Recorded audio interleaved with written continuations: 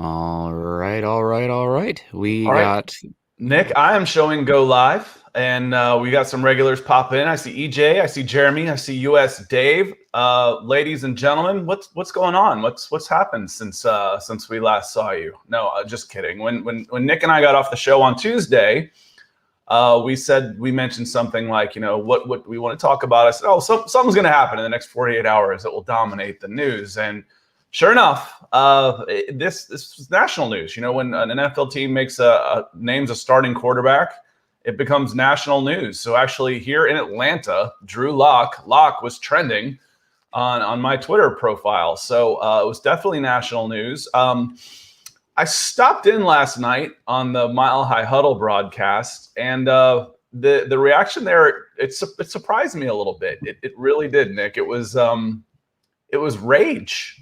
It was outrage that Vic Fangio could possibly choose Teddy Bridgewater over Drew Lock, and I have to tell you, the reaction.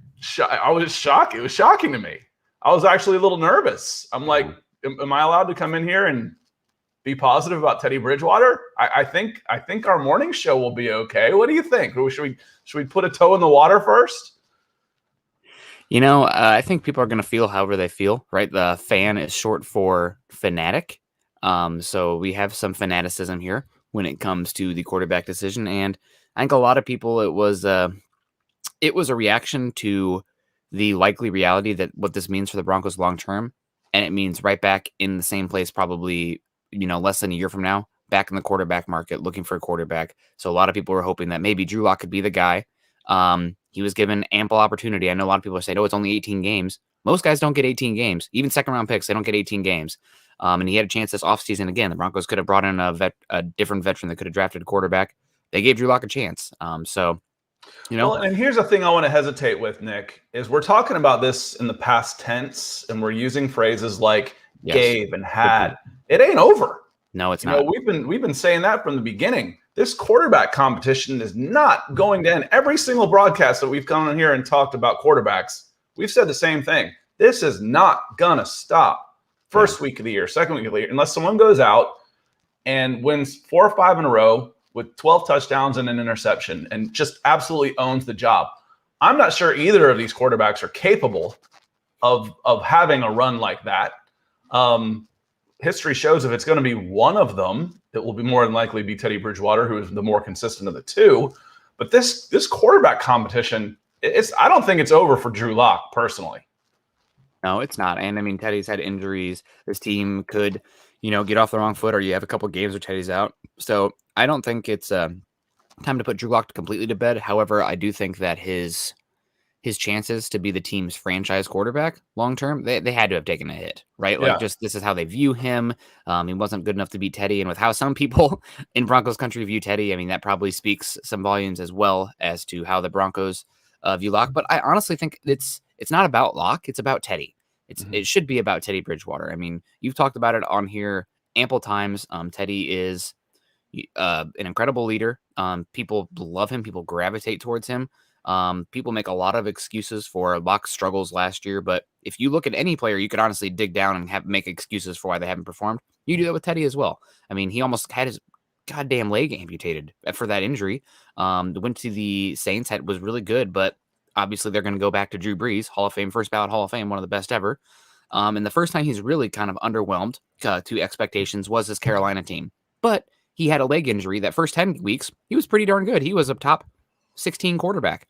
And then after the leg injury, he fell off. So, there's reason to be cautiously optimistic about Teddy Bridgewater and this team. And for me, again, it's not as much, and it never was as much about the quarterbacks for this team. It's about what's around the quarterbacks. This team is built up to have the quarterback. You just need a Rajon Rondo. You don't need a Russell Westbrook. You don't need a Seth Curry. You don't need Damian Lillard. You need Rajon Rondo with the Celtics. Get the ball to Paul Pierce. Get the ball to Kevin Garnett. Get the ball to Ray Allen, and good things can happen. Well, and the hard part about this conversation right now, I feel like, is trying to compare Teddy with Drew last year, because all of the discussions are completely forgetting Drew last year. They're like, well, we hope this is what he's going to be like. He should progress in this direction, and he's got the ability to do all this stuff. So you can't really say, well, they're talking about Teddy dink and dunk Bridgewater. I'm like, his average yards per completion, not just attempt, was going to be higher because he's more accurate, but per completion wasn't that far off from Drew Lock last year. No. But then you throw that out. Then you get into the voodoo of this. Well, we're not comparing Drew Lock this year to Drew Lock last year because Drew Lock last year we know wasn't good enough. And, I almost look at this a little bit like, let's take a look and say this could be a placeholder. We've talked about Drew Lock's experience. We've talked about not having a preseason. Well, this is his first preseason. Maybe he's not ready. Maybe this is a way to get him some extra time in a low pressure situation where he could still take over down the road. We've seen it before, right? Yep. I don't know if that's the case. And we said this. The first thing we said if Teddy Bridgewater is a quarterback of this team, wins the job outright, and is a quarterback of this team, then the Broncos are going to have a new starter in 2023. They probably draft a guy or get a guy in free agent in 2022, unless they can go out and get in. And we can talk about that too. Unless you go out and get a big free agent or make a blockbuster trade for a top end starter, Aaron Rodgers or Matt Ryan, then Teddy keeps the room warm in 2022. For whoever's going to be your starter in 2023 or someone along those lines. And I think that is what is as discouraging for Broncos fans as anything. It's like, man, we want this position sorted. And this is just more question marks. Treading water. What we've asked before, what we said before about the preseason games is the questions that have been asked of the quarterbacks thus far have been answered flying colors.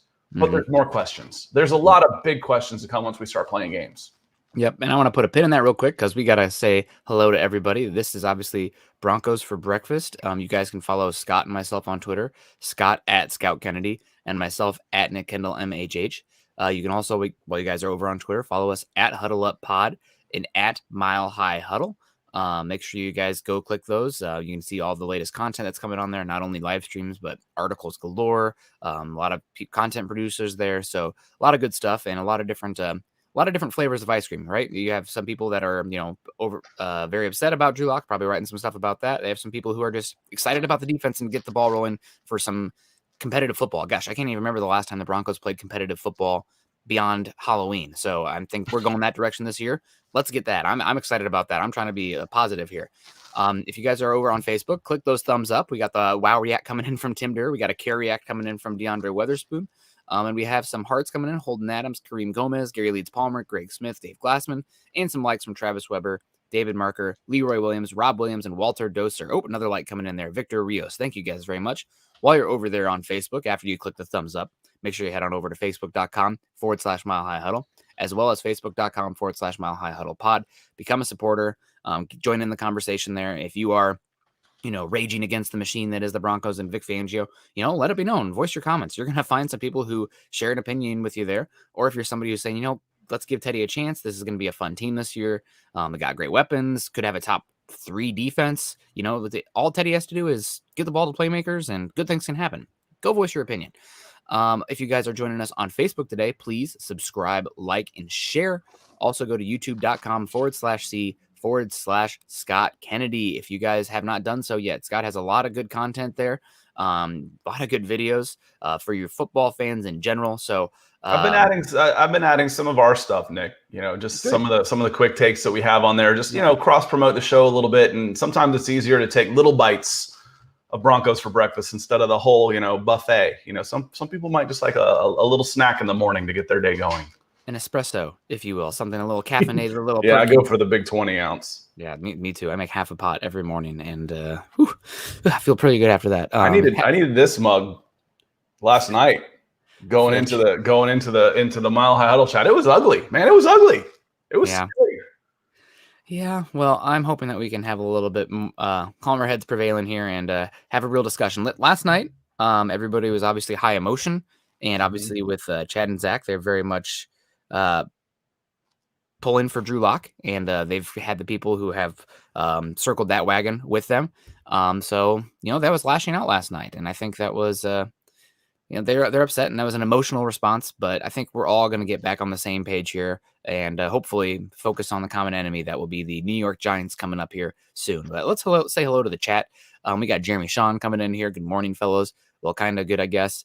About 3-yard gain on a check down. Good. Is that 3 air yards with room to run afterwards? Because I don't know if you remember the 2013 offense or the many years of Tom Brady with the Patriots. I would say Tom Brady's made a living on that. I mean, that's enough to get the GOAT. Now, granted, obviously Teddy Bridgewater is not those guys, pre-snap read, accuracy, et cetera, but you can win football games that way. You can win football games that way. EJ, good morning, Nick and Scott in Broncos country. Good to see you. US Dave's in the house. He's in. He says, morning fellows, morning fellow Bronco for breakfasters. I think that's it. The Breakfast Club. There we go. Jay Roper coming in here. Hello. Good to see you, Jay.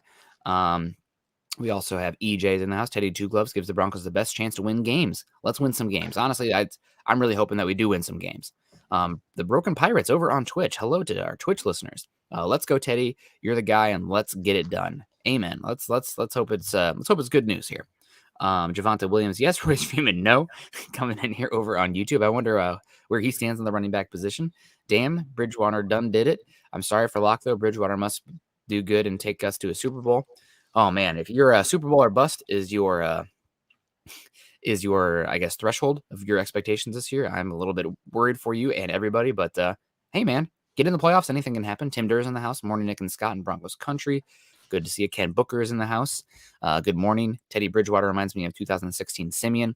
I hope he proves me wrong and throws 25 plus touchdowns. He should be better than Simeon, and also this roster is better than that 2016 team, in my opinion. And the big thing is, while I'm not the biggest believer in what I've seen so far with the offensive line, that 2016 offensive line was really bad. So hopefully it'll be better, and it's just a deeper team as well. Leroy Williams is in the house. Problem I have with the fan base is that they criticize Drew Lock since he has been here. The fans don't like him, but they wanted him to start. Why? I think you're talking about different fans there, buddy. I wouldn't lump them all together. Obviously, some people have been critical of Lock, but some people think he's, compare him constantly to John Elway or Peyton Manning or Josh Allen. There's different folks there. Yeah, let's get back into the chat here, or back into the conversation. So obviously, Drew Lock losing out to Teddy Bridgewater, big news. We're going to focus on that mostly today, unless Super Chats direct us a different way. But I want to focus more on Teddy Bridgewater. What does this mean for the Broncos week 1? What does it mean for the offense? What does it mean for Vic Fangio? And just in general, the weapons. I mean, there's ramifications here beyond, Drew Lock losing the gig here. One of the comments I saw was, one of the talking points last night was this is purely a Vic Fangio trying to save his skin job. He's coaching for his job. This is what he wants to do to win. One of my questions is, if he thinks Teddy Bridgewater gives you the best chance to win right now, don't you want him to go that way? Yeah. Maybe not. Maybe you think that towards the end of the season, as it gets, you're gonna need Drew Lock. I don't know, but 2, who else thinks win now? Players. Yeah, players think win now. They don't give a damn about building for the future. You don't hear them ever say. You never hear general managers, personnel people say rebuild. They don't say it because they'll lose a team right away. Do you not think the players would have a revolt if they didn't believe in Teddy Bridgewater here? Yeah. I think they were fairly comfortable with either guy going in, at least publicly speaking. Mm-hmm. But I think the players are going to be pretty comfortable playing with Teddy Bridgewater under the helm.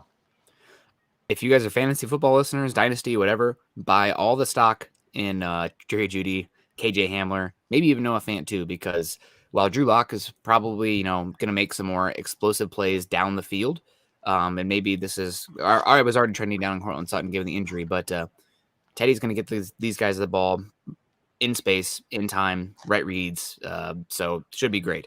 And Walter coming in here, higher ceiling. Why do we want Teddy? Well, what actually is a higher ceiling in this team? I keep coming back to basketball, but let's say you have a point guard who is surrounded by all pros, and this point guard's going down the floor and chucking up threes immediately before passing it to the superior talent around him. In this team, the way it's built right now, you just need to get the ball to the weapons. Now, is it going to be a top 5 offense? No, it wasn't going to be a top 5 offense with Drew either. Probably very, very likely. But if the quarterback can protect the football, get the ball to the right guys in time, and just let them do the work, make him look good. That should be more than enough with the way this team is built right now. So I think that's the biggest thing. I look at what he did with New Orleans as a Yes. starting quarterback, and I've got Teddy's year by year numbers up right now. And he was 5-0.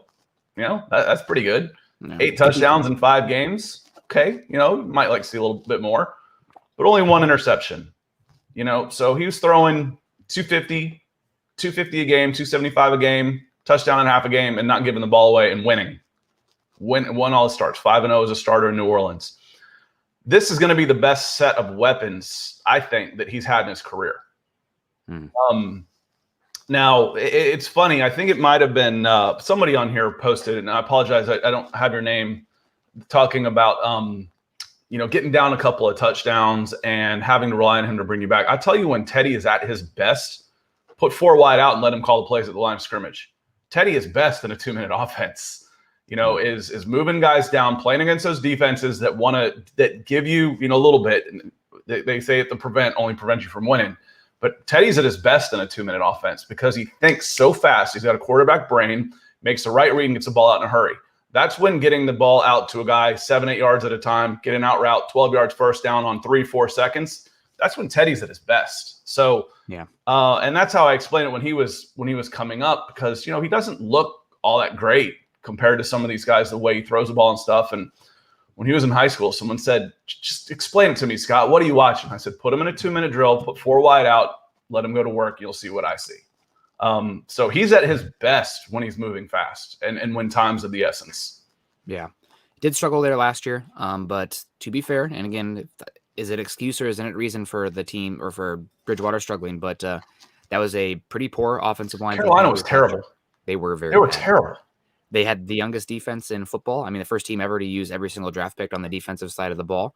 And Joe Brady, I know he came in with a lot of hype, but that offense did not look very good. So that was a little strange to me also. What has Joe Brady done for more than, a half a season to get all of that hype? Everybody wants to find the next young offensive genius. Everybody's looking for the next Sean McVay, but man, Sean McVay's a unicorn. Yep. He also got his that whole thing was he started getting mentioned with the Atlanta Falcons job. I'm like, no, God, no, he's 32 years old. He'll be calling Matt Ryan sir. Yeah. Oh my God. Mr. Stern McLovin coming in. Good morning, fellas. Good to see you. Andrew Morrow's in the house as well. Good to see you, Andrew. And he says, if it'll come up, I swear to God, I'm clicking it. Okay. I don't know what's going on. He said that,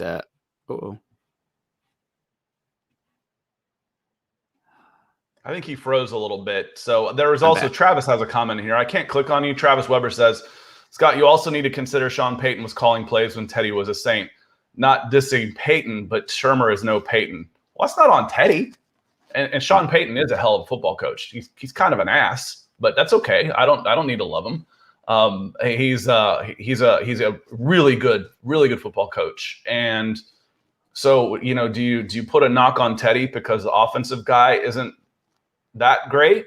Does that make Drew Lock better somehow? That's an argument that doesn't necessarily wash with me. And in a 2-minute drill, there's a lot more reacting instead of planning. And like I said, that's when Teddy's allowed to run the show, he's pretty good. And like I said, he's going to have more weapons than I think he may have ever had. That Saints team's usually pretty loaded on offense, but he's going to have as many weapons with Denver as he's had in his career. Yeah, that Saints team had a better offensive line. They were one of the best ones in football, but that's a big one there. Greg Smith in the house. Good morning, fellas. Breakfast time. There you go. We also have Travis coming in. Travis always very generous with the stars over on Facebook. Travis says, good morning, Nick and Scott. Moving forward, let's go get some wins. But just wanted to know as we move forward, what does this spell out for Drew? Hopefully we answered that a little bit earlier, but this isn't the end for Drew. It might be the end for his chances of being a franchise quarterback in Denver. I was already on that train thinking that was probably not likely given what we'd seen so far. But I think this is probably as close to a nail in a coffin for that as possible. But if Teddy gets hurt and Drew comes in and balls out and, this is like kind of the oh my gosh, well, I guess I wasn't good enough. I'm gonna have to work that much harder to be that guy. And it's something that clicks for him. There's a reality out there where that happens. So it's not over for Drew. And I want to give a shout out to Drew Lock for how incredible he was yesterday at the podium. a lot of grace, a lot of dignity in answering the reporters' questions and whatnot, and talking about his journey and what it means so far. So I understand why people are heartbroken because he speaks so well. He seems like a genuinely good guy. But this is where we're at right now. Max Power coming in with a £2, saying, "Morning, guys. Which Giants cornerbacks match up on which wide receiver?" Well, now we're talking a little bit here. So obviously you have James Bradbury, Adoree Jackson. We changed direction so fast on that one. Thank you, Max. I think you'll see James Bradbury match up on whoever the X is. Is that going to be Cortland Sutton? Is that going to be Tim Patrick? We'll find out. Then you'll see Adoree Jackson match up on probably Jerry Jeudy. And then that'll leave Josh Jackson or Darnay Holmes for whoever's left. But I'm guessing the biggest one will be Bradbury on the X receiver. Dory Jackson, good Juniper Serra kid. I think I saw him in Southern California when I was there. Yep. Hell of an athlete. Some good kids down there. Lots of supers coming in, gentlemen and ladies and gentlemen. Appreciate you. We got a lot to get to. On this, and I saw my comments about the offensive coordinator and that type of things. The OC matters. It does matter. But if you've got a bad OC, then your quarterback doesn't matter. So let's not worry about Teddy Ward Drew. If you've got a bad offensive coordinator, you're in trouble. Period. Yeah, absolutely. Victor Rios in the house. Alvin Thomas is in the house. Travis, I believe this is stars here. It's good to see Brent Weber's in the house. Can't wait to see some dubs. Same Brent, dub.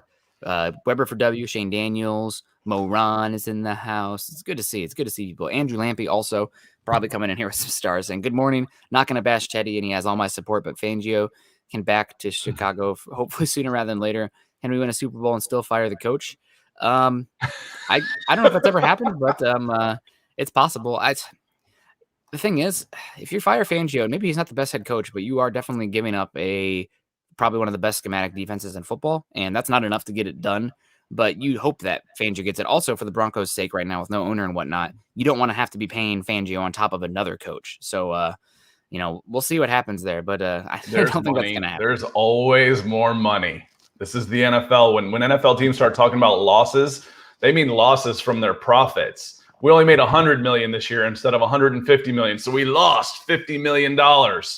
And the press carries their water. It's kind of funny, actually. There's always money. There's always money if the move needs to be made. Yeah, they could do it, but it might result in not doing some other things. John's in the house. Good morning, y'all. Feels like it's been forever since Broncos for breakfast. Well, it is the most important show of each day, right? That's what they say. No. Get your morning started right. Gary Leeds Palmer says, "To my favorite MHH pod, you guys rock." Gary, you rock. Love you. Thank you so much. Good to see Holden Adams is in the house. We need to get to some of these super chats that I'm scrolling down so I don't miss them. Sorry, guys, if we missed it. The chat has been popping here. Here we go.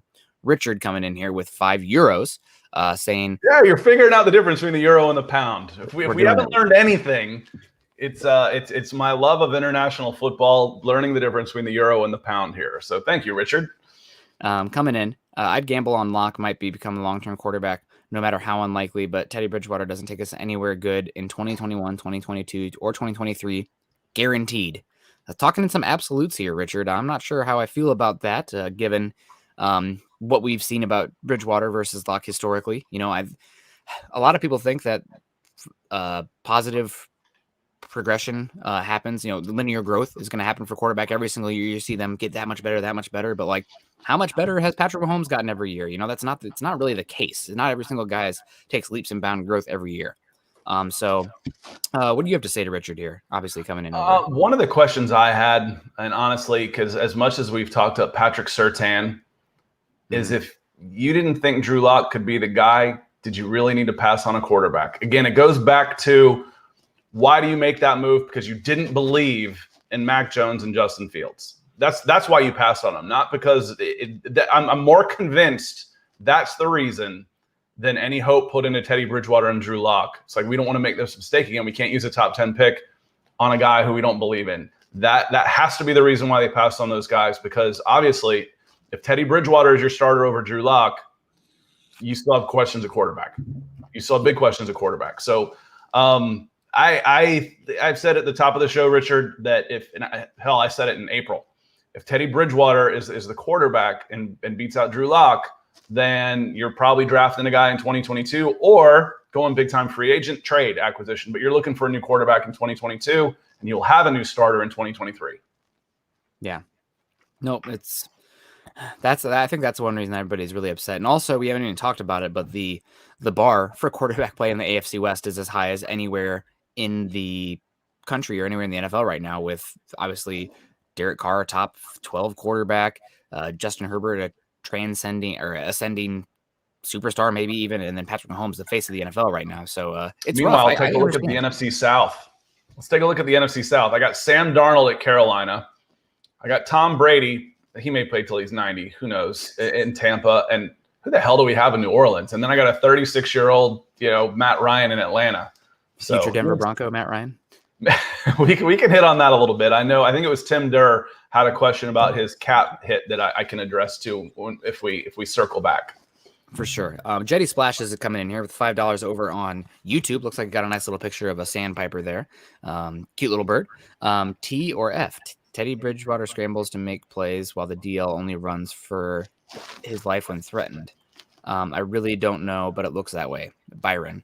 I think that both of them will make plays, but I'm only going off of last year for Drew Lock. Drew Lock, a lot of times if his first read wasn't there, he would kind of panic and then try to escape the pocket. Now, it did not look like that in the very small sample size against backups in preseason, but he looked like he was hanging in the pocket better. That's growth. They're talking about it this season, so that's great.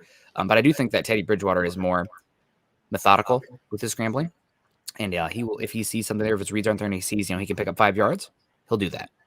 When we talk about mobility, we usually talk about runners, and that's not the right way to look at it. If you want to see who's going to be the most effective, look at guys who are mobile within the pocket. Shuffle 3 yards, shuffle wide, come back in and out, and they're able to navigate that traffic within the pocket and have good mobility. You saw the best of maybe of all time that was able to do it in Peyton Manning. Peyton Manning can't run anywhere, but he could navigate. He had good footwork and could navigate a pocket and have good mobility. Teddy Bridgewater at one point in his career was a phenomenal runner, but he still has good enough feet in order to navigate the pocket and keep his eyes downfield. The guys that are the most effective with their mobility are the ones that run to set up a throw instead of just run to run. A broken play is no basis for an offense. A guy that can extend a play and make a play downfield is going to be very effective. And I think we saw a little bit more of that from Drew in the preseason, and that's part of the progression, but maybe he's not quite there yet, which is what we're looking for. I mean, you've seen it with thanks, Jetty. Yeah, thank you very much. And we've seen it with, to your point, Aaron Rodgers, Patrick Mahomes. They use their Aaron's a freak. Aaron Rodgers is a freak. The first time, I feel like one of his breakout games was a divisional playoff game against the Falcons the year before they played. The Falcons were 12-4, number 1 pick down in Atlanta. Packers didn't punt. They hung 50 on the Falcons. What'd they do? They traded 5 picks away and drafted a wide receiver. That's a different conversation. But Aaron Rodgers was making throws on the run that if you and I were playing Madden online, I'd be calling you a glitch. I'm like, you can't make those throws. Aaron Rodgers is a freak of nature. That what he can do on the run is unreal. Yeah, and create explosive plays. Use the athleticism to buy time to create broken plays. That leads to those chunk yards. Franklin Peterson coming in with $10 over on YouTube, saying, in my humble opinion, any coach who compares Teddy to Tom in any facet of the game loses all credibility when it comes to choosing who should be the starting quarterback. Go Broncos. Yeah, I don't want to compare anybody to Tom Brady. For me, it was like when I was doing recruiting and, every 5'11" white kid's dad in middle-class suburbia comparing his son to Tom Brady, to Drew Brees. There's Drew Brees is 1 in a million, 10 million, 100 million at his size and the way he can throw the ball. And Tom Brady is one of the things that makes him so great is there doesn't look to be anything overly special about him except the results. He doesn't have a huge arm. He's not overly fast, but man, he gets the ball where it needs to be and he gets his team in the right position. He wins and he just always wins. So yeah, I don't see a whole lot of reason to compare people to Tom Brady either.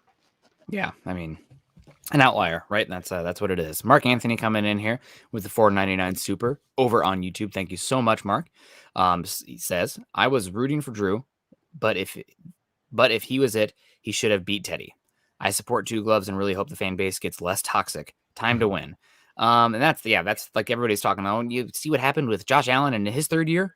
If Drew Lock made that Josh Allen third year leap, we would know right now. It wouldn't the work, the progress, the growth would have happened in the offseason, and it would have come into training camp, and it would have been like, whoa, this guy is killing it. And it's okay to be upset for Drew and still support Teddy. That's fine. Teddy is an extremely likable guy to have on your team. Hating on Teddy Bridgewater for who he is would be like hating on Warwick Dunn, who builds houses for homeless people. I mean, he's a wonderful human being. He's a Denver Bronco. He's easy to support. You don't have to be happy with the decision. That's something completely different. But Teddy Bridgewater is an easy man to root for on your football team. I promise you. Yeah, and if he was like, like somebody like Tyreek Hill out there and he beat out Drew Lock, I'd be upset about it. Like that wouldn't be great. But Chad Kelly, there's guys you just don't, like, oh, man, I don't want to root for this guy. He's an ass. Scott, I'm glad you were not here for the Chad Kelly era of covering the Broncos. I might have been able to put some levity in it because, like I told you before, Chad Kelly was one of those guys that we voted most likely to get his ass kicked by his teammates coming out of high school. He was bad news. Yeah. Trevor Sandoval coming in here. Good morning, fellas. Good to see you, Trevor. Also, Mark put a addendum on his super saying, I forgot to say my super. Y'all the best pod ever. Best cure for grogginess and hangovers. Well, as long as I think that might be the coffee. There might be some confounding variables in there, but we appreciate you, Mark. That's really nice of you to say. And I say it's you. It's you guys. It's all of y'all to get me going in the morning, man. At 9:15, I'm like, I'm not sure. I'm not ready. I'm not sure if I'm ready to do this. And then once we get going, man, I love Broncos for breakfast. So it's y'all to help me get going in the morning for sure. Scott Squires coming in with the stars, I believe, here. So thank you very much, Scott. Good to see you. J Ross 777 coming in, $4.99 super over on YouTube. J Ross says, what would you consider a successful season with Bridgewater at the helm? Me personally, it would be making the playoffs and having at least one playoff win. I think you took my answer there, J Ross. That's probably about it. Honestly, for me, it's let's get above 500. Let's get double-digit wins. That's number one. And let's if you match up and lose a playoff game and it's a close one, but you got double-digit wins, that's going to happen. You're probably not winning the division. Probably was not winning the division with any of the quarterbacks that you have. So Teddy or Drew, whatever, doesn't matter there. And getting one playoff win, that would be great. Not a guarantee. But just get in. Double-digit wins, get in the playoffs, and after that, one game at a time, we'll go as far as we go. I think when we went through our schedule projections when the schedule first came out, I think I had 11-6. That sound about right? 11-6, maybe. I don't think I went as high as 12-5, but I think I went 11-6. That should get you in the playoffs. 11-6 in the playoffs, and then who knows? Then you just never know. The way this defense plays. You protect the ball, run the ball, play some defense, get it. Then I'll take my chances with this team. This is gonna be a good football team. Yeah, it is. It should be a really good football team. Now, is this going to Teddy Bridgewater and winning with a stacked young rookie contract offense and a great defense a sustainable model of winning? No, we know that. Defenses tend to, regress to the mean pretty quickly because it's dependent on depth and guys be not injured and whatnot. We'll see the Broncos regress defensively probably next year. But you hopefully see some growth from the quarterback position. And right now we're focused on 2021, and this team has a chance to be as good as any team the Broncos have had since they won the Super Bowl. So Bardo must be about my age because I remember the drive. I was born in Akron, Ohio, a suburb of Cleveland. And all my family was there, so we were all watching. And that one didn't hurt as bad as the fumble. The fumble was like, are you kidding? It's like there was a sense of inevitability with John Elway on the drive. You just kind of knew you're Cleveland Browns. I mean, come on. It's like it's the only thing worse. Being a Falcons fan and being a Cleveland-born Atlanta fan, you're pretty cynical. You don't expect much. So I grew up, and then the next year, the fumble with Ernest Biner was you've got to be kidding me. That one was even tougher. The drive, you could see that coming, And again, that wasn't big plays. That was John Elway, just 10 yards a pop, 12 yards here, 15 yards here, and then boom, score. Matriculate the ball down the field, right? That was the late and great Hank Stram, I think. That ball started on the 3. I mean, it was a 2. Yeah, I mean, I was just inside the 5 is what I remember. Yeah. It was tight. That was definitely the drive. That there was no hype about that one. That one counts. Absolutely. Bardo, though, $5 super saying, hey guys, I've been a Broncos fan since the drive. Love your show. I'm just praying for a great season. I think Drew still has a chance in the NFL. All the above. Good comment, Bardo. You're hit the nail on the head. I agree with everything you had to say there. Let me see. We got some more supers coming in here. Scrolling. I'm sensing a pattern from Jeremy. Jeremy Sean is I don't think he's all that happy with the decision. He's just ready I think for. If I did a control F on check down, Jeremy would come up about 50 times. So, yeah, I think Jeremy, we love you. And yeah, I think you'll be pleasantly if you set your expectations that low, there's only one way to go is up. But I think you'll be pleasantly surprised in the effectiveness that Teddy Bridgewater can run this offense. Yeah, and Keith coming in here saying, I truly hope the Lock talk disappears as quickly as the Lindsey talk. Move forward. I feel what you're saying here, Keith, but Lindsey went on and signed a contract with a new team. Locke is still here, so probably not going away until either Locke is on a different team or Bridgewater's just so good and this offense is so good that people are like, oh, like maybe we'll see what Locke can do next year moving on, but we're happy with where we are right now. That's the dream, right? That's what you're hoping for. John D. Herrera coming in here saying, do you think they demote Fangio to D coach instead of firing him?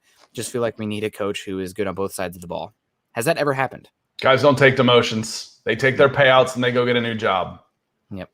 Yeah, they don't take demotions. That doesn't happen. If he is removed as head coach, he will no longer be a Denver Bronco.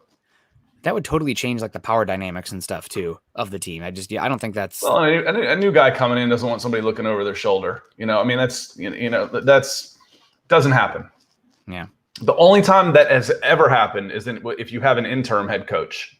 Maybe he stays on as a coordinator, as an assistant, something like that, as a placeholder, but not a full-time head coach. They don't take demotions. They might take a demotion to another team, but not within an organization. We've seen guys that are fired head coaches end up becoming coordinators somewhere else, but not the other way around. Yeah, absolutely. And Phoebe's got a question here for you. Good morning, Phoebe. Says, my ex is from England and he taught me to love England soccer. Is that my favorite London team stadium, Stamford Bridge? It is. I took this picture in December or late November of 2019 before lockdown. I took my dad over to Stamford Bridge in London, and I'm a big Chelsea fan. When our football turned into work, and you can't really be as big a fan, or you just stop being as big a fan because you're working on things and you're trying to. It becomes a job. I poured my fandom into international football, and it's been a lot of fun.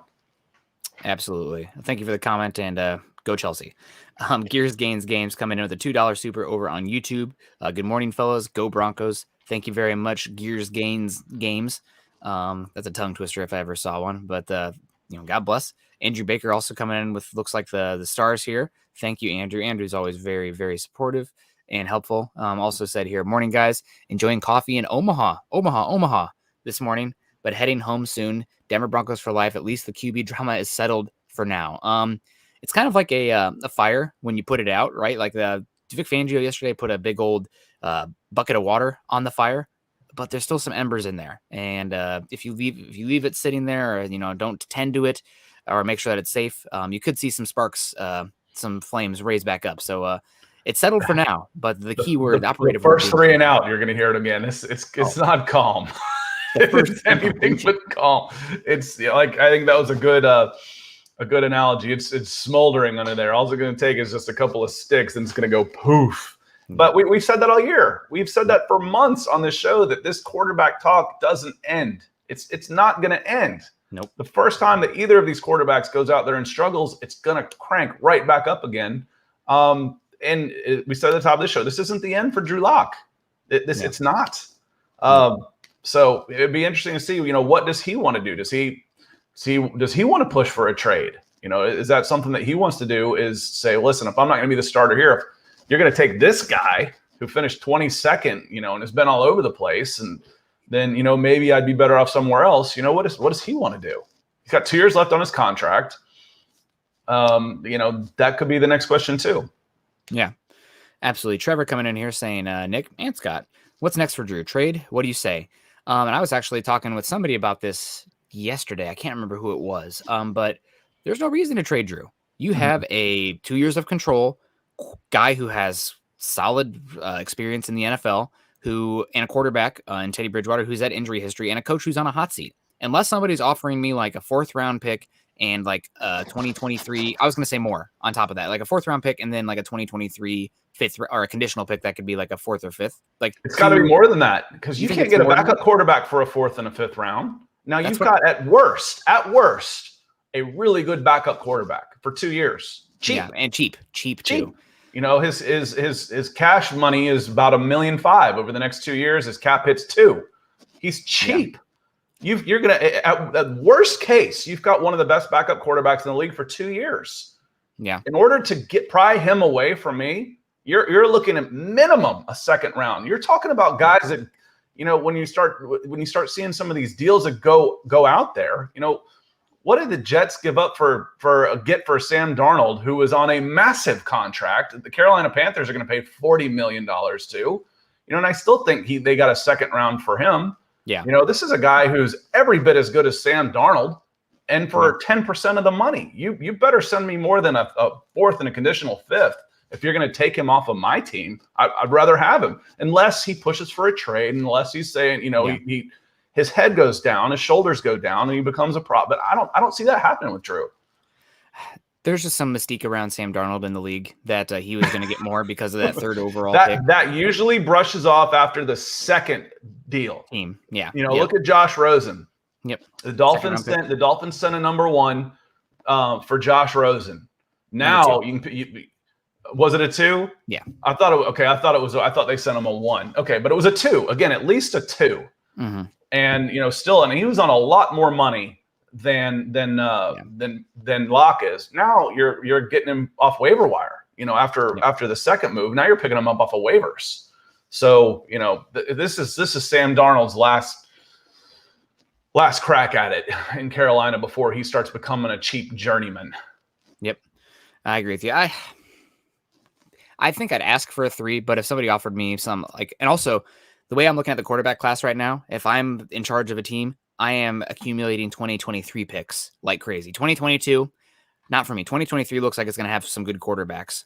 So that's where I'm looking right now. And if I can get extra picks for 2023 versus 2022, I know delayed gratification there, but I would try to accumulate those instead of 2022 if I was in charge. But yeah, that you made the point. I don't think somebody will probably offer you like a 5th for Drew Lock, and you'd be like, okay, well, he has way more value on this team right here, right now, because everybody's on the hot seat. Like a lot of teams, if your quarterback goes down, your season is sunk. You're done. You know, pack it up. We'll see you next year. That's not going to be the case for the Broncos, and that's really important for a team that has so many people that are on the hot seat. So unless, like you said, unless Drew comes out and demands a trade or like is toxic in the locker room, then, you know, you hold on to him, and you still have that in your back pocket where, you know, he does have that upside. He does have that youth. He has 2 years of control. And if, let's say this Broncos team falls off the rails, if Teddy Bridgewater struggles, Vic Fangio falls on that sword and George Payton fires him, then the next coach comes in and like, listen, we're going to give the kid a shot to see what happens the rest of the season. And we'll reevaluate from there. That could happen. So I don't think there's a reason to trade Drew Lock unless somebody offers you something that's substantial. I think asking for a 2, you wouldn't get much calls for, given the league perception of Drew Lock. But there's also a reason not to just give him up to give him up. Now the way that he does end up get traded, you know, not that he's going to be, but let's just speak hypothetically. You know, you and I talked about this. I think that your site even ran it, Mile High Huddle even ran it, but you know, the Bleacher Report Gridiron, you know, they had that proposed trade for this year for 2 firsts and Drew Lock for Matt Ryan. Okay, that's financially impossible to happen this year, because this year Matt Ryan would be a $60 million dead cap hit, and the Falcons can't afford that. They can't take on a $60 million dead cap number.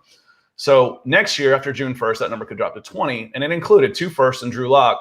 Now, why you would trade Drew Lock then is because the other team needs a quarterback, and you've got one that can go and be a fill-in while they use those first-round picks in order to try and get their quarterback of the future. But as far as you're trading him for another draft pick, no, he's much more valuable as a player on your team, as at worst a very good 2nd round cheap backup quarterback. So But that's the only way I could see it happen. And that could become feasible next year. I said Bleacher Report's crazy trade idea isn't so crazy if you fast forward a year and the Broncos are out of the Aaron Rodgers race. Teddy Bridgewater is not the long-term, even the short-term answer to move this team towards a Super Bowl. Who else is out there? Well, Matt Ryan. Matt Ryan's a pretty good quarterback. And, if the Falcons are in the midst of their rebuild, they might be willing to make a move for him. But there's no way, it's impossible for that to happen this year. Yeah, I would be okay with Matt Ryan for sure. I think not the most likely, but I think the Broncos will refocus themselves. Let's say Teddy struggles, and there's a chance. Poopy and Hippo coming in here saying, "Is there a chance that Teddy at 28 will be the quarterback for a while?" I think a lot of it comes down to what his contract demands are as well. Like, I'm not looking to pay him what the Panthers paid him. He's somebody who I'd like to give him, a lower tier starter money, and then I'm like, listen, Teddy. You're getting paid still compared to normal people a good chunk of money, and we can build a good team around you. But I'm not looking to invest in you like the Panthers did. I don't see him as that level of quarterback. On the cheap, hell yes, sign me up. That you can build a good team around him then, and he can be the trailer, not the truck, right? The team around him can take him where you want to go. Yeah, let's pretend he was picked up in an emergency, and the Saints didn't have Drew Brees, and you extrapolate that 5-0 across the season, and let's say, and he's not going to go undefeated. But, if he leads that team to a 12-4 record and Drew Brees is gone, then, yeah, you're bringing him back. He's gonna be there again. So he's going to get his chance now. Say he goes 12-5, 11-6. I probably want to give him another shot. And he is only 28 years old. So we can win games. We can build some more pieces around him. And we can keep going with Teddy Bridgewater. We've got a playoff team with him. And then maybe we draft a quarterback, to – maybe replace him in a year or so, but it's not as much of a panic move where we have to have a quarterback in 2023 because we've got a guy that we're winning a lot of football games with. So it's possible, but a lot of it depends on the record this year. You go out and throw a 12-5 up and a good playoff run under Teddy Bridgewater. Yeah, he can play quarterback for a few years at Denver for sure. Yeah. And we got Sam King coming in here saying, really? Folks think the D plus Teddy is enough to get us in the playoffs? Surely you jest. Well, Sam, I got a few anecdotes for you. Blake Bortles and the Jaguars, Tyrod Taylor and the Bills, and Mitchell Trubisky and the Bears. If you have a good enough team around the quarterback and the quarterback isn't constantly shooting your team in the foot and putting them in bad situations, that's enough to get you in the playoffs, especially, and the AFC West is so tough. Like, I'm not saying winning the division because obviously the Chiefs and Chargers are an ascending team with a great young quarterback.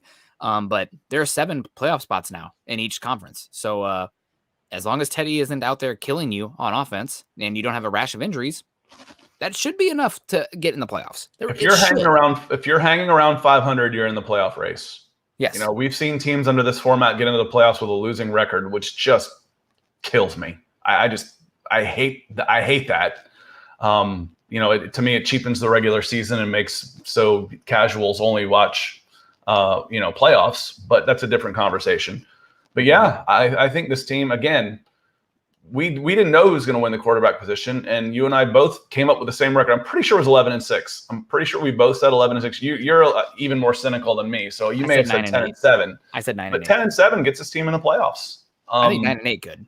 And the teams that you mentioned, you mentioned all defense, but did they have the offensive weapons that the Broncos are going to be able to throw out this year? No.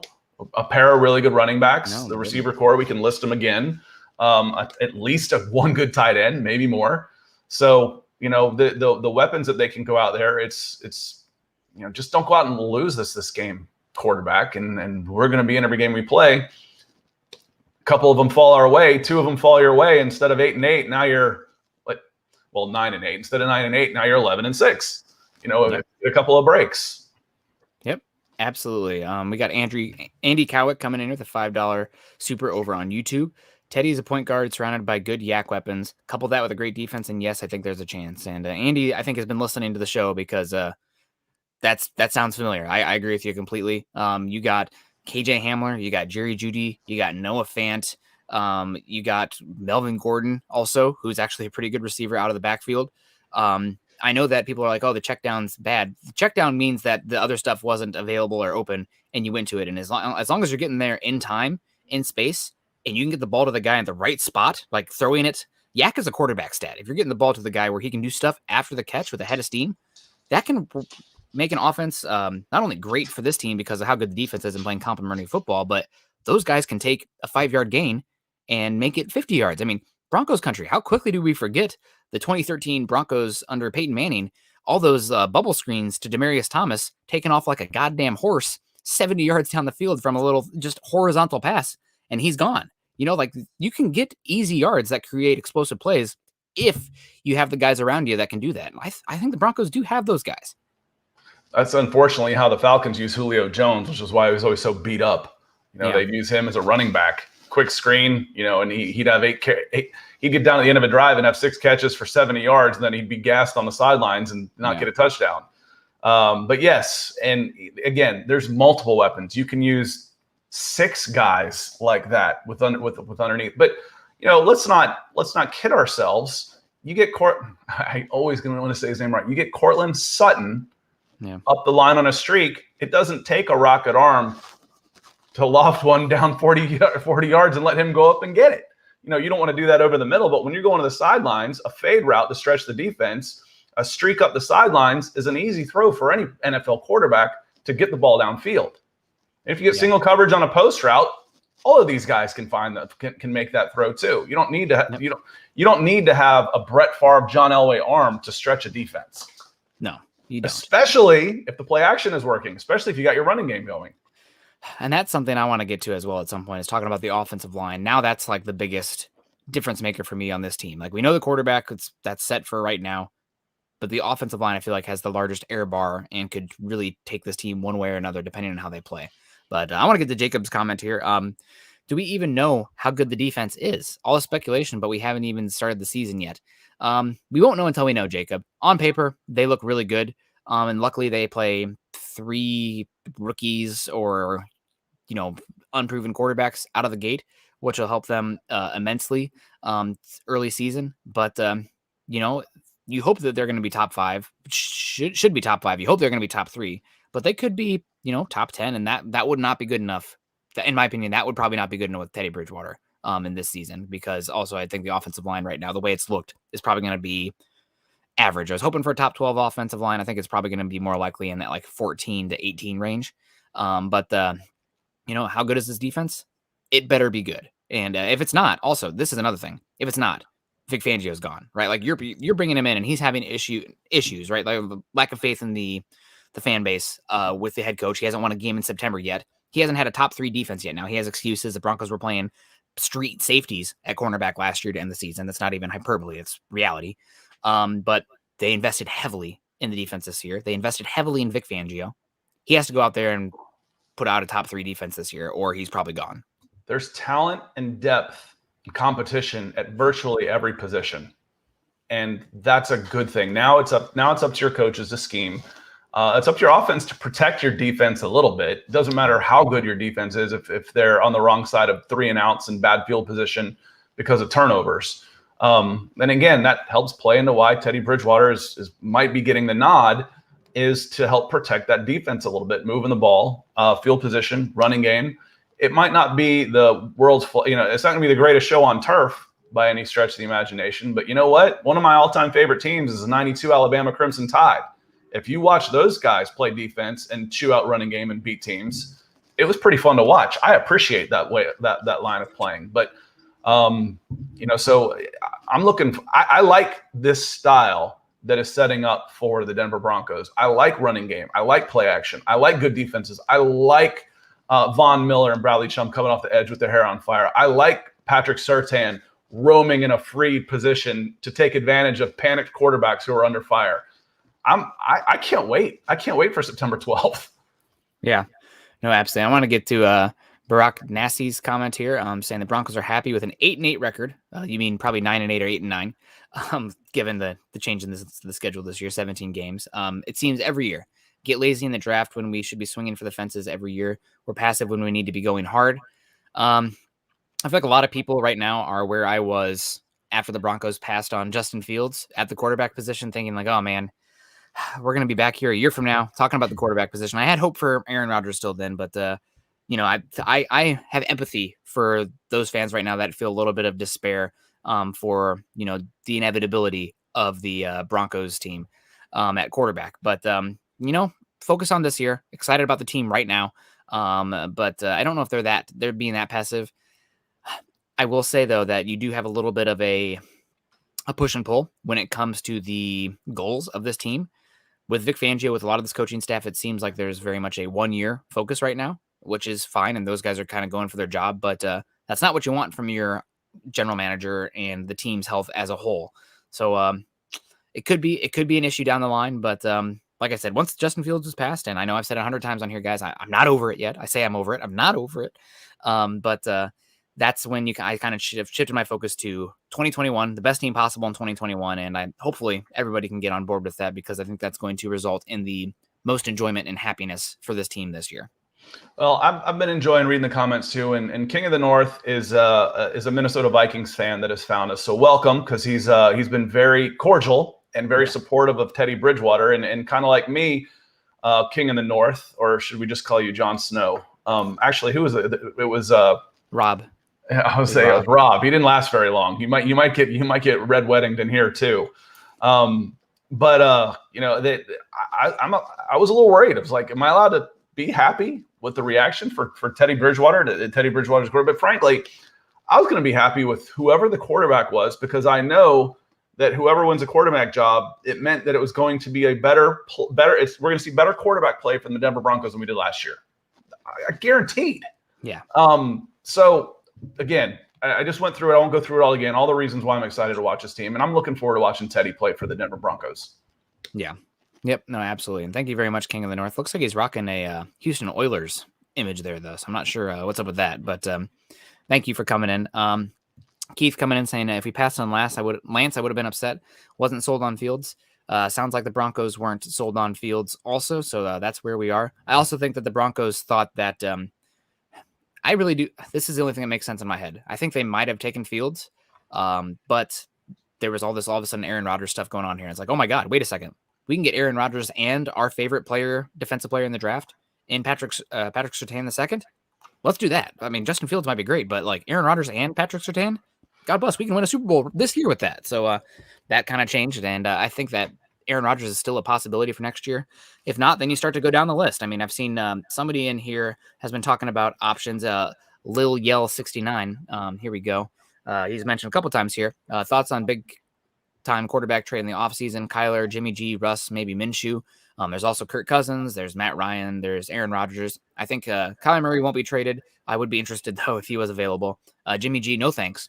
Russell Wilson, I would love. I don't think he's interested in Denver. Minshew, I'd be okay with. I just don't think Minshew is I'm very afraid of Minshew with the cult of personality, because he's a very funny guy, and I don't think that his people like him for stuff outside of football, and I don't want that to be the case when it comes to the contract. Sounds like you should have been a pitcher. Yeah. You know, yes. you win 20 in the show, and the press will call you colorful, you know? Yep. Yeah. It's Jeremy gets that one. Jeremy always gets my movie references. Okay, there, and also King of the North saying it's the Roughnecks, the XFL. So there you go. I thought that logo looked familiar. But yeah, and people talking about Teddy Bridgewater here. So, yeah, guys, we're up in an hour now. Unless any other super chats come in, we're probably going to start to wrap it up. But Teddy Bridgewater, starting quarterback for the Broncos, week 1. This isn't the end for Drew Lock in Denver right now. Maybe it is the end for Drew Lock as a franchise quarterback. I mean, we've seen Albert Breer, who is as connected as anyone in the NFL, saying that the Broncos are now a team probably looking at the quarterback market in 2022, along with a team like the Giants were a team like that. The Eagles were a team like that. The Lions were a team like that. So it's unfortunate in that regard, but this is a team that's ready to win right now. Teddy Bridgewater is in a great situation, and this team is going to have a lot of good wins and an easier schedule. So there's going to be good football, and there's going to be meaningful football after Halloween, which is something we haven't had in a while in Denver. So I'm really excited for that. I'm excited to not be cheering for the young guys to do good. And then like, if the Broncos win, telling myself, well, it's okay. Higher draft pick. I'm tired of that. That's just me trying to make the best of a situation. I'm not here for it anymore. Not this season. This team's going to be fun. They're going to win some games. Yeah, you just as soon trade those picks and have a really boring draft day because you traded your picks for a veteran that just got you into the AFC Championship game. That's Absolutely. Okay too. Yep, absolutely. I'm with you 100%. But we'll see how it turns out. But guys, that's going to do it for us today on Broncos for Breakfast. You can follow Scott and myself on Twitter, Scott at Scout Kennedy, and myself at Nick Kendell MHH. You guys can follow us also on Twitter at Huddle Up Pod and excuse me, at Mile High Huddle. We're running out of voice. We got to get going. Too much coffee. No such thing. I need the IV next time. Maybe next time I'll just right behind me. But yeah, guys, follow us also on Facebook, facebook.com/Mile High Huddle and facebook.com/Mile High Huddle Pod. While you guys are there, make sure you click the thumbs up, the like reacts. We got Tim Durr with the wow, DeAndre Witherspoon with the care react, Damon Gilliand with the angry. I don't know if it's about Teddy Bridgewater there. But a bunch of other reacts here. So if you guys haven't done so yet on Facebook or YouTube, click the thumbs up. That helps us a bunch. If you guys are joining us on YouTube today, also subscribe, like, and share. Click that little bell. It should be in one of the corners there. I think that one right there. And if you guys do that, that can let you know when we go live. And that's really helpful when somebody, I won't name any names, but when somebody doesn't make the chat beforehand or the stream beforehand. So that way you're still going to get the notification when something goes live. That's something new going on, even if it wasn't made except 5 minutes before the show goes live. While you guys are over on YouTube, also make sure you check out Scott's channel at youtube.com/C/Scott Kennedy. Obviously a lot of stuff going on there. He'll probably pull a few clips from this one today, just what he's interested in. And anything else new going on there right now? I just got a bold prediction. Drew Lock is going to kill it this weekend. Kill it. He's going to have a monster game. And we're gonna have a lot more angst and some fire next Tuesday when we're back for Broncos for Breakfast. Man, Scott, I'm really conflicted with that one. I'll just say I'm gonna tune out the noise. I'm gonna tune out the noise on that one, and I'm gonna be like, you know what, that's great. I want Drew Lock to kill it this weekend. I got news for you. The talk about the quarterbacks, it ain't slowing down. It's not gonna slow down until, God forbid, there's an injury or someone owns this job. Otherwise, it's gonna keep going.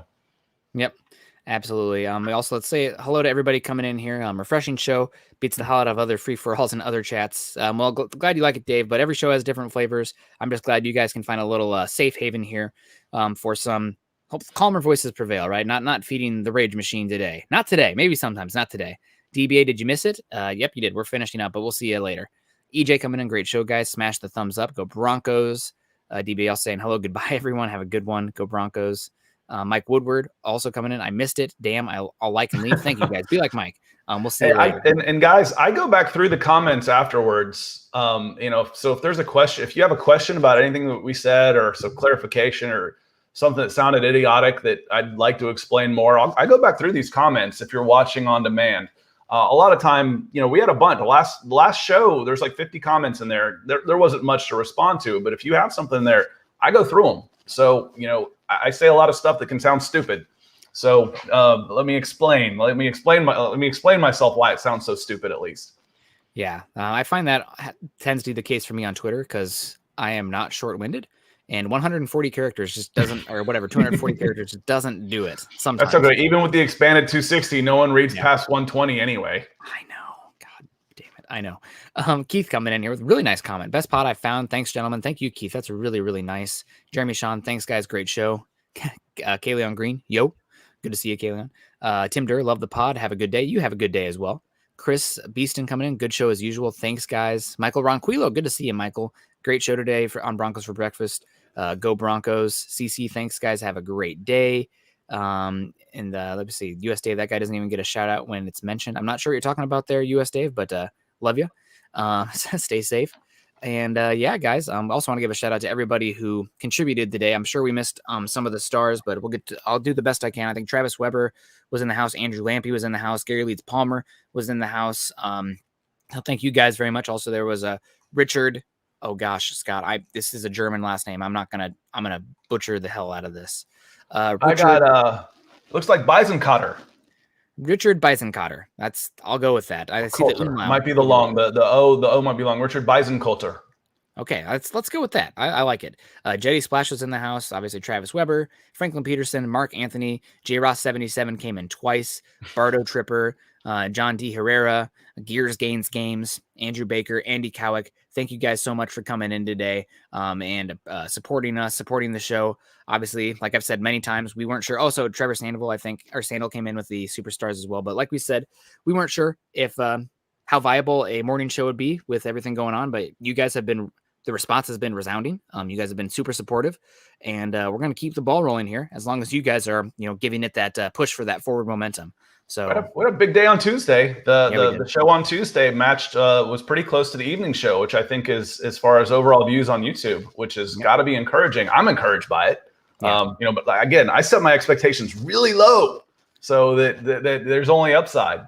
Yep, absolutely. Well, we love y'all guys. We will see you again next Tuesday morning. And until then, go Broncos.